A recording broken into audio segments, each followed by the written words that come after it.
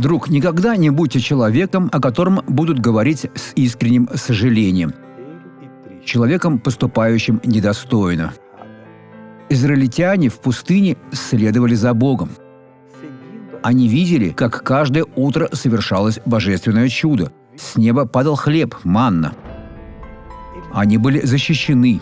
В солнечный день, скажем, они были защищены от палящего зноя, поскольку Бог создавал над ними плотное облако, не пропускающее солнечные лучи. А прохладный ветер создавал микроклимат. Ночью, когда начинался жуткий холод, Бог посылал с неба огненный столб, костер, который согревал их.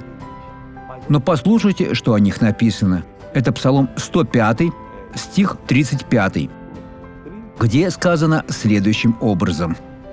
«Но смешались с язычниками и научились делам их, стали поступать недостойно. Не делайте так, освятитесь Богу». Посмотрите на благословленного человека. У меня была боль в ногах, в колене. Как вы ходили с этой болью? Я ходила так. Так. Иногда я даже падала. Теперь ходите нормально во имя Иисуса. Смотрите, как прекрасно, друзья. Теперь помолимся. Отец, во имя Иисуса, я молюсь за этого человека и прошу, коснись его. Исцели, Господь, благослови. Во имя Иисуса. Аминь. Хорошего дня.